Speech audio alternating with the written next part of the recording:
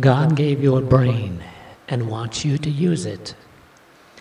If you know what is good for society, you should do your best to see if you can help bring that about by voting for people who share your views.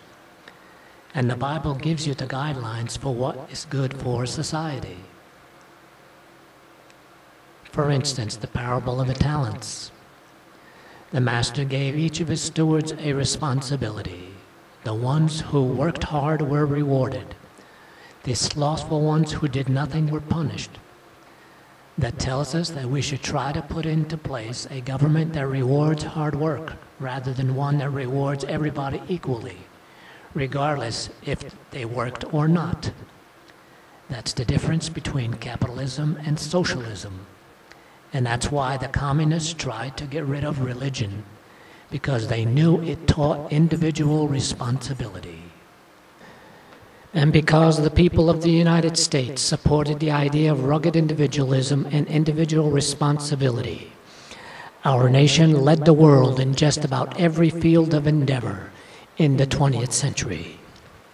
We used to allow our brightest students to skip grade levels in order that they could seek their own levels of excellence. Today, that is being done away with in order not to hurt the feelings of the slower students.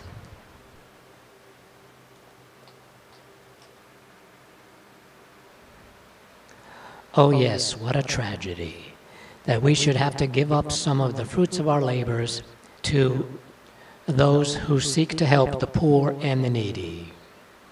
We don't complain about giving millions of dollars to these people.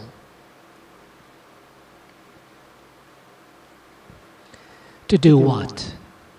Play kids' games? While people like these suffer all over the world? We don't complain about spending billions of dollars in places like these.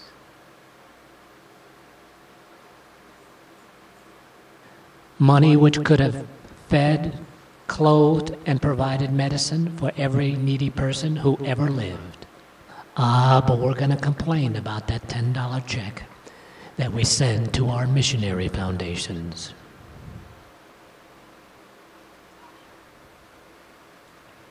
They know because he told them about himself in the scriptures and what he would like us to do.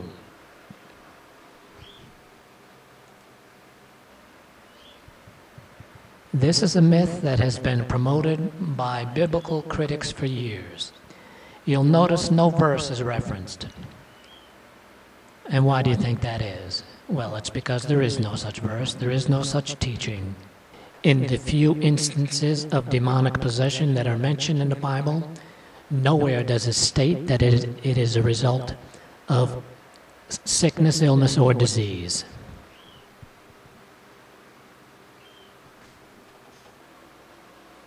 That may be true, but their God certainly did know about the universe and told them a little about it. He told them that the world was round in Isaiah 40:22. Where it says, "It is he who sits above the circle of the earth." He told them that the earth is suspended in space. In Job 26, we are told, he hangs the earth upon nothing. He told them that the earth rotates. We are told that it is turned as clay to the seal. Now, in order to understand this, one must know what seals he's talking about. Seals were commonly used as signature rings in ancient days. Today's museums show they generally were constructed of an engraved round semi-precious stone mounted on a ring. The engraved stone, called a signet, would be pressed into damp clay. Then the clay was turned to make impressions of concentric circles. The action of the ring being turned describes the action of the earth. God also told them about the cycle of evaporation and precipitation. In Ecclesiastes 1:6 we find, "All the rivers flow into the sea, yet the sea is not full. To the place from where the rivers flow, there they return again." that describes what actually happens in the cycle of evaporation and precipitation. God also let them know that the oceans had springs in them. In Job 38:16, we find the question, "Have you entered into the springs of the sea?" asked Job. Dr. William Ruby of the U.S. Geological Survey has shown that the present rate of water release from underwater volcanoes and hot springs release about 430 million tons of water per year. It wasn't until 1945 that these springs were discovered. In Psalm 8:8, God also talked about the ocean currents. It says, "Whatever passes through the paths of the sea," unquote. It was not until 1855 that mankind discovered this fact on his own. Matthew Fontaine Murray is called the pathfinder of the seas. This American is the father of today's oceanography and responsible for establishing the Annapolis Academy. Until Murray's efforts, there were no charts or sailing lanes. One day during temporary illness, his eldest son was reading to him from the Bible and read Psalms 8:8. Murray stopped him and said, "Read it again." After hearing it again, he exclaimed, "It is enough. If the Word of God says there are paths in the sea, they must be there, and I am going to find them." Within a few years, he had charted sea lanes and currents. His Physical Geography of the Sea was the first textbook of modern oceanography. Since then, commercial fishermen have learned that schools of fish frequently use these paths of the sea in search of food. All these things were not known by the science of the time, yet God let them know these things way before man discovered them on his own.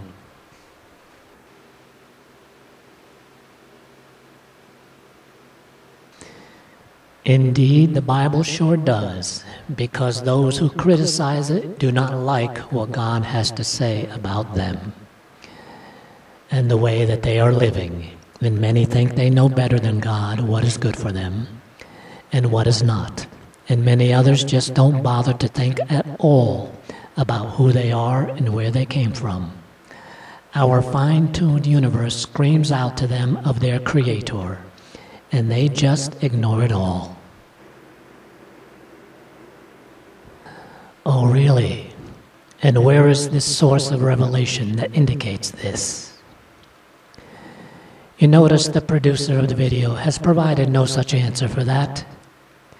The producer has just made an assertion with no supporting evidence. Yes, we should. And if you look up the word Cambrian explosion, you'll learn the following. Evolutionist Stephen Jay Gould said the following, and I quote, "The fossil record has caused Darwin more grief than joy. Nothing distressed him more than the Cambrian explosion, the coincident appearance of almost all complex organic designs." Unquote. Another evolutionist, Richard Dawkins, said the following, and I quote, "For example, the Cambrian strata of rocks, vintage about 600 million years, are the oldest ones in which we find most of the major invertebrate groups. And we find many of them already in advanced stages of evolution. The very first time they appear, it is as though they were just planted there, without any evolutionary history. Needless to say, this appearance of sudden planting has delighted creationists." Unquote. Yes, indeed it has, because it reflects what you would have expected in a sudden creation, rather than one that would take some 4 billion years. This is incorrect. Isaiah 40:22, which is given as a reference, has nothing to do with any so-called dome, but rather refers to God overlooking the circle of the earth. This reflects more ignorance of the Bible Nowhere does the Bible teach that God said you can reach the sky by building a tower. What it says is that certain men tried to do that, and then God punished them for trying to put themselves on a pedestal instead of being humble and recognizing that everything that they had, they got from God.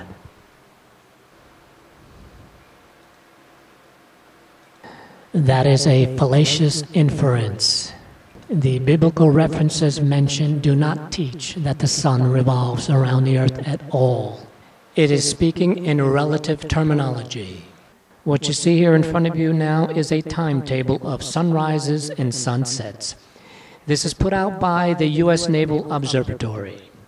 Now, do you really think that the U.S. Naval Observatory thinks that the sun revolves around the earth? I don't think so. They too are using relative terms.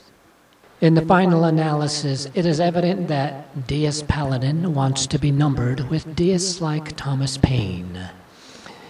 Deism, however, has a huge problem in that it doesn't believe in miracles. And the death and resurrection of Jesus Christ poses a huge stumbling block for them. The problems are too numerous to put into a short YouTube video, but I would recommend all to read Frank Morrison's book entitled Who Moved the Stone? It will give you some great insights as to the problems involved in trying to discredit the accounts of Christ's death and resurrection. Thanks for listening, and until the next time, Lord willing, there is a next time, I pray that the short amount of time you have left on this planet will be filled with the knowledge of God, the peace of Christ, and looking forward to the joys of an eternal existence in the presence of the Creator of the universe.